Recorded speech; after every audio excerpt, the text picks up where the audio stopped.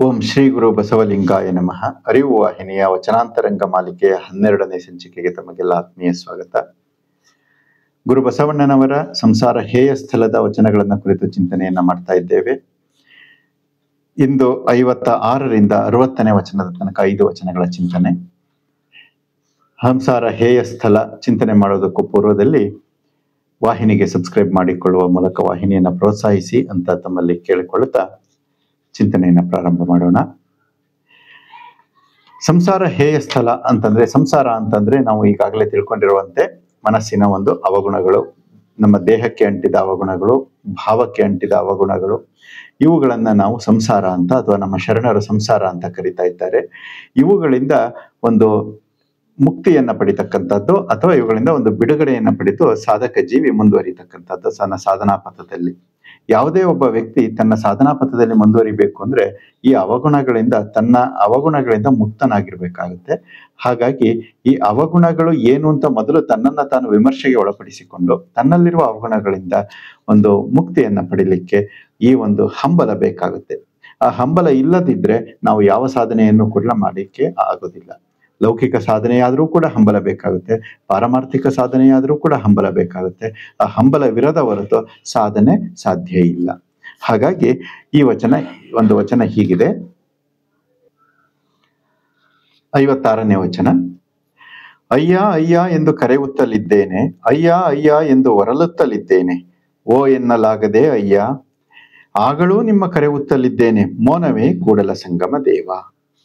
ಈ ವಚನದಲ್ಲಿ ಗುರು ಬಸವಣ್ಣನವರು ಏನ್ ಹೇಳ್ತಾ ಇದ್ದಾರೆ ಅಂದ್ರೆ, 2 ಪದಗಳು ಅತ್ಯಂತ ಮುಖ್ಯವಾಗಿವೆ. ಒಂದು ಅಯ್ಯ ಅಯ್ಯ ಎಂದು ಕರೆಯುತ್ತಲಿದ್ದೇನೆ, ಅಯ್ಯ ಅಯ್ಯ ಎಂದ ಹೊರಲುತ್ತಲಿದ್ದೇನೆ ಅಂತ ಹೇಳ್ತಾ ಇದ್ದಾರೆ. ಕರೆಯುವುದು ಅಂತಂದ್ರೆ ಏನು ಅಂತಂದ್ರೆ ಅದರಲ್ಲಿ ಒಂದು ಸಾಮಾನ್ಯವಾದ ತೀಕ್ಷ್ಣತೆ ಇರುತ್ತೆ. ಅಯ್ಯ ಅಯ್ಯ ಅಂತ ಕರೆಯೋದು ಸಾಮಾನ್ಯ ತೀಕ್ಷ್ಣತೆಯಲ್ಲಿ ಕರೀತಕ್ಕಂಥದ್ದು. ಹೊರಲುವುದು ಅಂತಂದ್ರೆ ತೀವ್ರವಾದ ತೀಕ್ಷ್ಣತೆಯಿಂದ ಕೂಗ್ತಕ್ಕಂಥದ್ದು. ಯಾವಾಗ ಅಂತಂದ್ರೆ ಯಾವಾಗ ಸಾಧಕನಲ್ಲಿ ಆ ಸಾಧನೆಯ ಹಂಬಲ ಜಾಸ್ತಿ ಆಗುತ್ತೆ, ಆ ಹಂಬಲ ತೀವ್ರತೆಯನ್ನ ಹೆಚ್ಚು ಮಾಡುತ್ತೆ. ಸಾಧನೆಯ ಹಂಬಲ ಸ್ವಲ್ಪ ಮಟ್ಟದಲ್ಲಿದ್ದಾಗ ಕೂಗೋದು, ಹಾಗೇನೆ ಕರೆಯೋದು. ಹಂಬಲ ತೀಕ್ಷ್ಣವಾದಾಗ ಆಗ ಅದು ಕೂಗೋದು, ಇದು ಹೆಚ್ಚು ತೀಕ್ಷ್ಣತೆಯಿಂದ ಅರ್ಥನಾದದಿಂದ ಕರಿತಕ್ಕಂಥದ್ದು ಅಥವಾ ಕೂಗ್ತಕ್ಕ, ಅದು ಹೊರಲುತ್ತಿದ್ದೇನೆ ಅಂತ ಹೇಳ್ತಾ ಇದ್ರೆ ಅಲ್ಲಿ ಒಂದು ಬಹಳ ತೀಕ್ಷ್ಣವಾದ ಒಂದು ಹಂಬಲ ಇದೆ. ಸಾಧನೆ ಮಾಡಬೇಕು, ಆದ್ರೆ ಸಾಧನೆ ಸಾಧ್ಯ ಆಗ್ತಾ ಇಲ್ಲ ಅಂತ ಒಂದು ಸ್ಥಿತಿ ಒಳಗಡೆ ಈ ರೀತಿಯ ಒಂದು ವಿಚಾರ ಬರ್ತಾ ಇದೆ. ಹೀಗಿದ್ದಾಗ ಹಾಗಿದ್ರೆ ಮಾತ್ರ ಸಾಧ್ಯ ಏನೋ ಸಾಧನೆ. ಇಂಥ ಒಂದು ತೀಕ್ಷ್ಣತೆ ಇಲ್ಲ ಅಂತಂದ್ರೆ ಯಾವ ಸಾಧನೆಯೂ ಕೂಡ ಸಾಧ್ಯ ಆಗೋದಿಲ್ಲ, ಸಿದ್ಧಿಸುವುದಿಲ್ಲ. ಹಾಗಾಗಿ ನಾವು ಸಾಧಕ ಜೀವಿಗಳು ಏನ್ ಮಾಡ್ಬೇಕಾಗತ್ತೆ ಅಂದ್ರೆ ನಮ್ಮ ಸಾಧನೆಯ ಕಡೆಗೆ ಗುರಿಯನ್ನ ಇಟ್ಟುಕೊಂಡು ಅತಿ ಹಂಬಲವನ್ನ ಉಳ್ಳವರಾಗಿ ನಾವು ಸಾಧನೆಯನ್ನ ಪಾತ್ರದಲ್ಲಿ ಮುನ್ನಡೆದ್ರೆ ಸಿದ್ಧಿ ಖಚಿತ. ಇಲ್ಲದಿದ್ರೆ ಅದು ಸಾಧ್ಯ ಇಲ್ಲ. ಹಂಬಲ ಇಲ್ಲ ಅಂದ್ರೆ ಸಾಧ್ಯ ಇಲ್ಲ. ಮುಂದಿನ ವಚನ 57. ನೀ ಹುಟ್ಟಿಸಿದಲ್ಲಿ ಹುಟ್ಟಿ ನೀ ಕೊಂದಲ್ಲಿ ಸಾಯದೆ ಎನ್ನ ವಶವೇ ಅಯ್ಯ, ನೀವಿರಿಸಿದಲ್ಲಿ ಇರದೆ ಎನ್ನ ವಶವೇ ಅಯ್ಯ, ಅಕಟಕಟ ಎನ್ನವನೆನ್ನವನೆನ್ನಯ್ಯ, ಕೂಡಲ ಸಂಗಮ ದೇವ. ಇದು ಶರಣಾಗತಿಯ ವಚನ. ಬಸವಣ್ಣನವರು ಇಲ್ಲಿ ಹಿಂದೆ ಇದ್ದಂಥದ್ದು ಹಂಬಲದ ಒಂದು ತುಂಬಿದಂತ ವಚನ, ಈಗ ಬಂದಿದ್ದು ಶರಣಾಗತಿಯ ವಚನ ಬರ್ತಾ ಇದೆ. ಅಂದ್ರೆ ನಾವು ಯಾವಾಗ ಅಹಮ್ಮಿಂದ ಕೂಡಿರ್ತೀವಿ ಅಲ್ಲಿ ಸಾಧನೆ ಆಗೋದಿಲ್ಲ. ನಮ್ಮ ಅಹಮ್ಮನ್ನ ಕಳೆದುಕೊಂಡು ಅಲ್ಲಿ ಶರಣಾದಾಗ ಸಾಧ್ಯ, ಒಂದು ಕಾರ್ಯಸಿದ್ಧಿ ಆಗ್ತಾ ಇದೆ. ಅದನ್ನ ಇಲ್ಲಿ ಹೇಳ್ತಾ ಇದ್ದಾರೆ. ನೀ ಹುಟ್ಟಿಸಿದಲ್ಲಿ ಹುಟ್ಟಿ, ಇಲ್ಲಿ ಮನುಷ್ಯ ಹುಟ್ಟಲಿಕ್ಕೆ ಸಾಯ್ಲಿಕ್ಕೆ ಯಾರಿಗೂ ಕೂಡ ಬಯಸ್ಕೊಂಡು ಬಂದಿರೋದಿಲ್ಲ, ಹುಟ್ಟಲಿಕ್ಕೆ ಬಯಸ್ಕೊಂಡು ಕೇಳ್ಕೊಂಡು ಬಂದಿರೋದಿಲ್ಲ. ಇಂಥ ಮನೇಲಿ ಹುಟ್ಟಬೇಕು, ಇಂಥ ಕಡೆ ಹುಟ್ಟಬೇಕು, ಯಾವ ರೀತಿ ಹುಟ್ಟಬೇಕು, ಏನಾಗಿ ಹುಟ್ಟಬೇಕು, ಯಾವುದೂ ಕೂಡ ಯಾರೂ ಕೇಳ್ಕೊಂಡು ಬಂದಿರೋದಿಲ್ಲ. ನೀ ಹುಟ್ಟಿಸಿದಲ್ಲಿ ಹುಟ್ಟಿ ನೀ ಕೊಂದಲ್ಲಿ ಸಾಯದೆ. ಸಾವು ಅಷ್ಟೇ, ಯಾವಾಗ ಎಲ್ಲಿ ಹೇಗೆ ಬೇಕಾದ್ರೂ ಬರ್ಬೋದು. ಅದನ್ನ ಸ್ವೀಕಾರ ಮಾಡ್ಲಿಕ್ಕೆ ನಾವು ತಯಾರಿರ್ಬೇಕು. ಅದನ್ನ ನಾವು ತಯಾರಿರ್ಲಿ ಬಿಡ್ಲಿ ಅದು ಬಂದು ಬಿಡುತ್ತೆ ಅಲ್ವಾ. ಹಾಗಿದ್ದಾಗ ನೀ ಹುಟ್ಟಿಸಿದಲ್ಲಿ ಹುಟ್ಟಿ ನೀ ಕೊಂದಲ್ಲಿ ಸಾಯದೆ ಎನ್ನ ವಶವೇ ಅಯ್ಯ, ಇವು ನನ್ನ ವಶದಲ್ಲಿದ್ದಾವ, ನೀವಿರಿಸಿದಲ್ಲಿ ಇರದೆ ಎನ್ನ ವಶವೇ ಅಯ್ಯ, ಅಕಟಕಟ ಎನ್ನವನೆನ್ನವನೆನ್ನಯ್ಯ. ನಾನು ಶರಣಾಗತಿಯ ಭಾವವನ್ನ ಹೊಂದಿದ್ದೇನೆ. ಇಲ್ಲಿ ಬೇಕಾಗಿರ್ತಕ್ಕಂಥದ್ದು ನನ್ನನ್ನ ಎಲ್ಲರೂ ಕೂಡ ನಿನ್ನವರು ಅಂತೇಳಿ ತಿಳ್ಕೊಬಿಟ್ರೆ ಅಥವಾ ನೀನು ನಿನ್ನವ ಅಂತ ತಿಳ್ಕೊಬಿಟ್ರೆ ನಾನು ಬದುಕ್ತೀನಿ ಅಂತ. ನಾವು ಹಾಗಾಗಿ ಇಲ್ಲಿ ಆ ಶರಣಾಗತಿಯ ಒಂದು ಭಾವ ಅತ್ಯಂತ ಮುಖ್ಯವಾಗಿದೆ. ಶರಣಾಗತಿ ಇಲ್ಲದೆ ಯಾವ ಸಾಧನೆಯೂ ಕೂಡ ಸಿದ್ಧಿಸೋದಿಲ್ಲ. ನರವಿಂದ್ಯದ ಮುಂದಿನ ವಚನ 58. ನರವಿಂದ್ಯದೊಳಗಿನ ಹುಲುಗಿಳಿಯ ಮಾಡಿ ಶಿವ ಶಿವ ಎಂದೋದಿಸಯ್ಯ, ಭಕ್ತಿ ಎಂಬ ಪಂಜರದೊಳಗಿಕ್ಕಿ ಸಲಹು ಕೂಡಲ ಸಂಗಮ ದೇವ. ಈ ವಚನದಲ್ಲಿ ಹೇಳ್ತಾ ಇದ್ದಾರೆ, ಭಕ್ತಿ ಎಂಬ ಪಂಜರದೊಳಗಿಕ್ಕಿ ಸಲಹು, ನರವಿಂದ್ಯದೊಳಗಿನ ಹುಲುಗಿಳಿಯ ಮಾಡಿ ಸಲಹುತ್ತ ಶಿವ ಶಿವ ಎಂದೋದಿಸಯ್ಯ. ಈ ನಾವು ಇರ್ತಕ್ಕಂಥ ಈ ಒಂದು ಜಗತ್ತು ಏನಿದೆ, ಇದು ನರರಿಂದ ತುಂಬಿರ್ತಕ್ಕಂಥ ವಿಂಧ್ಯ ಪರ್ವತ ಇದ್ದಂಗೆ ದಟ್ಟವಾದ ಕಾಡು, ಘೋರಾರಣ್ಯ ಅಂತ, ಭವಘೋರಾರಣ್ಯ ಅಂತ ಅನೇಕ ವಚನಗಳಲ್ಲಿ ಬಂದಿದೆ. ಅಂತ ಭವದಿಂದ ತುಂಬಿದಂತ ಘೋರಾರಣ್ಯ ಇದು ನರವಿಂಧ್ಯ, ಈ ಕಾಡು ಅಂದ್ರೆ ಜನರಿಂದ ತುಂಬಿರ್ತಕ್ಕಂಥ ಈ ಒಂದು ಸಮಾಜ. ಯಾಕೆಂದ್ರೆ ಇಲ್ಲಿ ಭವ ಯಾಕೆ ಅಂತಂದ್ರೆ ಎಲ್ಲ ಅಜ್ಞಾನವೇ ತುಂಬಿಕೊಂಡಿರ್ತಕ್ಕಂಥದ್ದು. ನಾನು ಅಜ್ಞಾನದ ಒಳಗಡೆ ಒಬ್ಬನಾಗಿದ್ದೇನೆ. ಈಗ ಇದರಲ್ಲಿ ನಾನು ಸಾಧನಾ ಪಥದಲ್ಲಿ ಹೋಗಬೇಕು ಅಂತಂದ್ರೆ ನಾನು ಜ್ಞಾನವನ್ನ ಸಂಪಾದನೆ ಮಾಡ್ಬೇಕಾಗುತ್ತೆ. ಅದಕ್ಕೆ ಬಸವಣ್ಣನವರು ಇಲ್ಲಿ ಏನ್ ಹೇಳ್ತಾ ಇದ್ದಾರೆ, ಶಿವ ಶಿವ ಎಂದೋದಿಸಯ್ಯ, ಆ ಜ್ಞಾನ ಮುಖವಾಗಿ ನನ್ನನ್ನ ಹೋಗುವಂತೆ ಮಾಡು ಅಂತ. ನಾವು ಯಾವ ರೀತಿ ಹೋಗ್ಬೇಕು? ಭವಘೋರಾರಣ್ಯದಲ್ಲಿ ಇದ್ದೇವೆ, ನಾವು ಅರಿವಿನ ಮುಖಾಂತರವಾಗಿ ಅರಿವಿನ ಮಾರ್ಗವನ್ನ ಹಿಡಿದು ಹೋಗ್ಬೇಕಾಗುತ್ತೆ. ಅದೇ ಶಿವ ಶಿವ ಎಂದು ಓದಿಸಯ್ಯ ಎನ್ನುವ ಒಂದು ಸಾಲಿನ ಅರ್ಥ. ಮುಂದೆ ಹೇಳ್ತಾರೆ, ಭಕ್ತಿ ಎಂಬ ಪಂಜರದೊಳಗೆ ಇಕ್ಕಿ ಸಲಹು. ಇದನ್ನ ನಾವು ಈ ಪ್ರಜ್ಞೆ, ಅರಿವಿನ ಪ್ರಜ್ಞೆ ಏನು ನಮ್ಮಲ್ಲಿ ಸ್ವಲ್ಪನಾರು ಜಾಗೃತ ಆಗ್ತಾ ಇದೆ, ಇದನ್ನ ನಾವು ಕಾಪಾಡಿಕೊಂಡು ಸಾಧನೆಯ ಕಡೆಗೆ ಹೋಗಬೇಕು ಅಂತಂದ್ರೆ ಭಕ್ತಿ ಎಂಬ ಪಂಜರ ಬೇಕಾಗುತ್ತೆ. ಭಕ್ತಿ ಎಂಬ ಪಂಜರ ಅಂದ್ರೆ ಹೇಗೆ ಒಂದು ಗಿಳಿಯನ್ನ ಒಂದು ಪಂಜರದೊಳಗೆ ಇಟ್ಟು ಸಾಕ್ತಾರೆ. ಯಾಕೆಂದ್ರೆ ಅದಕ್ಕೆ ಹೊರಗಿನಿಂದ ಯಾವುದೇ ಬಂದು ಒಂದು ಅದರ ವೈರಿ ಬಂದು ತಿನ್ನಬಾರ್ದು, ಬೆಕ್ಕು ಅದು ಇದು ಬಂದು ಅದನ್ನ ಹಿಡ್ಕೋಬಾರ್ದು ಅಂತಕ್ಕಂಥ ಪಂಜರದೊಳಗೆ ಇಡ್ತಾರಲ್ಲ, ಹಾಗೆ ನಾವು ಭಕ್ತಿ ಅಂತಕ್ಕಂಥ ಪಂಜರದೊಳಗೆ ಇರಬೇಕು. ಶಿವ ಅಂತಕ್ಕಂಥ ಪ್ರಜ್ಞೆಯ ಭಾವದಲ್ಲಿ ಇರಬೇಕು. ಹಾಗಿದ್ದಾಗ ಏನಾಗುತ್ತೆ ಅಂದ್ರೆ ನಮ್ಮನ್ನ ಹೊರಗಿನ ನಮ್ಮ ಶತ್ರುಗಳಾದ ಅವಗುಣಗಳು, ನಮ್ಮ ಶತ್ರುಗಳು ಯಾರು? ಎದುರಿಗಿನ ಮನುಷ್ಯ ಅಲ್ಲ, ನಮ್ಮ ಅವಗುಣಗಳು, ಅವು ನಮ್ಮನ್ನ ಬಾಧಿಸೋದಿಲ್ಲ. ನಮ್ಮ ಅವಗುಣಗಳೇ ನಮಗೆ ಬಾಧೆ ಕೊಡೋದಿಲ್ಲ. ಯಾವಾಗ ಅಂದ್ರೆ ನಾವು ಭಕ್ತಿ ಎಂಬ ಪಂಜರದ ಒಳಗಡೆ ಇದ್ದಾಗ. ಹಾಗಾಗಿ ಭಕ್ತಿ ಎಂಬ ಪಂಜರದೊಳಗೆ ಇಕ್ಕಿ ಸಲಹು ಕೂಡಲ ಸಂಗಮ ದೇವ ಅಂತ ಹೇಳ್ತಾರೆ.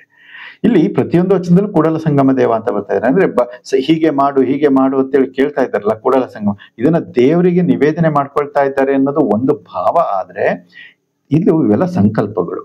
ಸಂಕಲ್ಪ ಅಂದ್ರೆ ಏನಂದ್ರೆ ಪ್ರತಿಯೊಬ್ಬ ಸಾಧಕ ಜೀವಿ ತಾನು ಮಾಡಿಕೊಳ್ಳಬೇಕಾದಂತ ಸಂಕಲ್ಪ. ನಾನು ಭಕ್ತಿಯನ್ನ ಮಾಡ್ತೇನೆ, ಮಾಡೋದ್ರಿಂದ ನನಗೆ ಇವೆಲ್ಲ ರಕ್ಷಣೆ ಸಿಗುತ್ತೆ ಅಂತಕ್ಕಂಥ ಪ್ರತಿಯೊಬ್ಬನು ಕೂಡ ಸಂಕಲ್ಪದಿಂದ ಹೋಗ್ಬೇಕಾಗುತ್ತೆ ಆರಂಭಿಕ ಹಂತದಲ್ಲಿ. ಆ ಸಂಕಲ್ಪವೇ ನಮ್ಮನ್ನ ಕಾಪಾಡ್ತಕ್ಕಂಥದ್ದು. ಮುಂದೆ ಹೇಳ್ತಾ ಇದ್ದಾರೆ 59ನೇ ವಚನ, ಅತ್ತಲಿತ್ತ ಹೋಗದಂತೆ ಹೆಳವನ ಮಾಡಯ್ಯ ತಂದೆ, ಸುತ್ತಿ ಸುಳಿದು ನೋಡದಂತೆ ಅಂಧಕನ ಮಾಡಯ್ಯ ತಂದೆ, ಮತ್ತೊಂದ ಕೇಳದಂತೆ ಕಿವುಡನ ಮಾಡಯ್ಯ ತಂದೆ, ನಿಮ್ಮ ಶರಣರ ಪಾದವಲ್ಲದೆ ಅನ್ಯ ವಿಷಯಕ್ಕೆ ಎಳೆಸದಂತೆ ಇರಿಸು ಕೂಡಲ ಸಂಗಮ ದೇವ. ಈ ವಚನದಲ್ಲಿ ಮುಂದುವರಿದು ಹೇಳ್ತಾರೆ, ಒಂದೊಂದು ವಚನಕ್ಕೂ ಮತ್ತೊಂದು ವಚನಕ್ಕೂ ಸ್ವಲ್ಪ ಭಿನ್ನತೆ ಇರುತ್ತೆ. ಅದು ಪ್ರೋಗ್ರೆಸಿವ್ ಆಗಿ, ಅಂದ್ರೆ ಅದನ್ನ ಒಂದೊಂದೇ ಮೆಟೀರಿಯಲ್ಗಳನ್ನ ಹತ್ತಿಸ್ಕೊಂಡು ಹೋಗ್ತಾ ಇದ್ದಾರೆ ಬಸವಣ್ಣನವರು.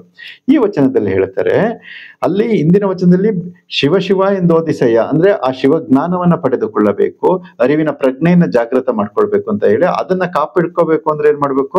ಭಕ್ತಿ ಎಂಬ ಪಂಜರದೊಳಗೆ ಇರ್ಬೇಕು ಅಂತ ಹೇಳಿದ್ರು. ಅದಾದ ಭಕ್ತಿಯಾದ ಪಂಜರವನ್ನ ಹೇಳಿದ್ಮೇಲೆ ಮುಂದೆ ಏನ್ ಹೇಳ್ತಾರೆ, ಅತ್ತಲಿತ್ತ ಹೋಗದಂತೆ ಹೆಳವನ ಮಾಡಯ್ಯ ತಂದೆ. ಅಂದ್ರೆ ನಾವು ಮತ್ತೆ ನಮ್ಮ ದೈನಂದಿನ ಜೀವನದಲ್ಲಿ ಆ ಕಡೆ ಈ ಕಡೆ ವಕ್ರ ದೃಷ್ಟಿ, ವಕ್ರ ನೋಟ, ವಕ್ರ ಚಲನೆ ಇಲ್ಲದ ರೀತಿಯಲ್ಲಿ ನೇರ ದೃಷ್ಟಿ, ನೇರ ಚಲನೆ ಹಾಗೆ ಇರುವಂತೆ ಸದ್ಗುಣಗಳನ್ನ ಅಳವಡಿಸಿಕೊಳ್ಳಬೇಕು ಅಂತ ಇಲ್ಲಿ ಹೇಳ್ತಾ ಇರೋದು. ಅತ್ತಲಿತ್ತ ಹೋಗದಂತೆ ಹೆಳವನ ಮಾಡಯ್ಯ ತಂದೆ. ಹೆಳವ ಅಂದ್ರೆ ನಡಿಲಿಕ್ಕೆ ಬರದಂತೆ ಹೆಳವ ಅಲ್ಲ, ನಾವು ಕೆಟ್ಟ ಕಾರ್ಯಗಳನ್ನ ಅನ್ಯ ಕಾರ್ಯಗಳನ್ನ ಮಾಡಲಾರದಂತೆ ನಮ್ಮ ಮನಸ್ಸು ಹೆಳವತನ ಆಗಬೇಕು ಅಂತ. ಅಂದ್ರೆ ಕೇವಲ ಸದ್ಗುಣಗಳು, ಸದಾಚಾರಗಳು, ನೀತಿವಂತಿಕೆ ಇವುಗಳನ್ನ ನಮ್ಮ ಜೀವನದಲ್ಲಿ ಅಳವಡಿಸಿಕೊಳ್ಳಬೇಕು ಅಂತ ಆ ಸಾಲಿನ ಅರ್ಥ.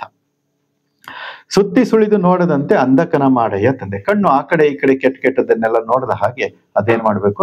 ನೇರ ದೃಷ್ಟಿಯನ್ನ ಒಳ್ಳೆಯ ದೃಷ್ಟಿಯನ್ನ ಇಟ್ಕೊಳ್ಳುವಂತೆ ಒಂದು ನನ್ನ ಮನಸ್ಸು ಪ್ರೇರೇಪಿಸಬೇಕು.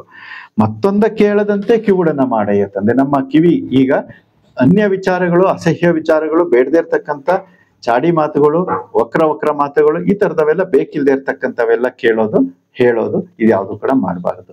ಆಗ ಏನಾಗುತ್ತೆ, ನಮ್ಮ ಮನಸ್ಸು ನಿರಾಳತೆಯಲ್ಲಿ ನೆಲೆಸುತ್ತೆ ಅಂತ.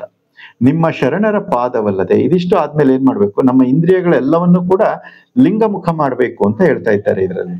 ಲಿಂಗಮುಖ ಮಾಡೋದು ಅಂದ್ರೆ ಏನಂತಂದ್ರೆ, ವಿಷಯಗಳನ್ನ, ಶಬ್ದ ಸ್ಪರ್ಶ ರೂಪ ರಸ ಗಂಧ ಅಂತಕ್ಕಂಥ ವಿಷಯಗಳನ್ನ ಪ್ರಸಾದೀಕರಿಸಿ ನಾವು ಪಡೆದುಕೊಳ್ಳಬೇಕು, ಒಳಕ್ಕೆ ಪ್ರವೇಶವನ್ನ ಕೊಟ್ಕೋಬೇಕು ಓಕೆ ಅಂತಕ್ಕಂಥ ವಿಚಾರವನ್ನ ಹೇಳ್ತಾ ಇದ್ದಾರೆ.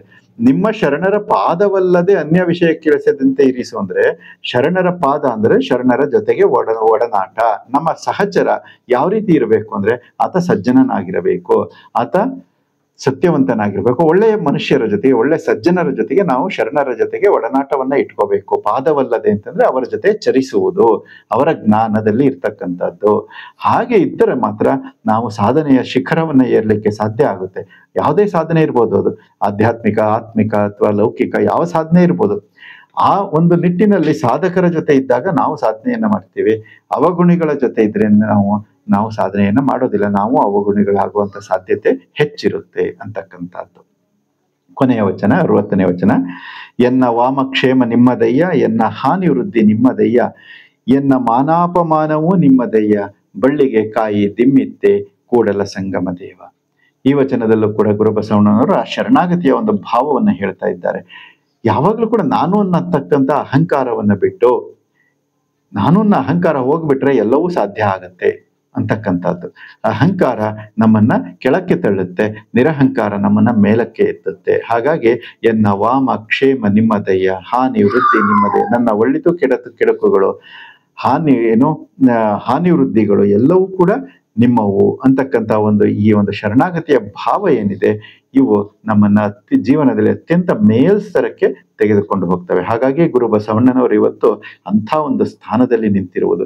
ನನಗಿಂತ ಕಿರಿಯರಿಲ್ಲ, ಶಿವಭಕ್ತರಿಗಿಂತ ಹಿರಿಯರಿಲ್ಲ ಅಂತ ಬಸವಣ್ಣನವರು ಹೇಳಿದ್ರಿಂದನೇ ಇಂಥ ಒಂದು ಸದೃಢ ಸಮಾಜವನ್ನ ಕಟ್ಟಲಿಕ್ಕೆ ಅವರಿಂದ ಸಾಧ್ಯ ಆಯಿತು.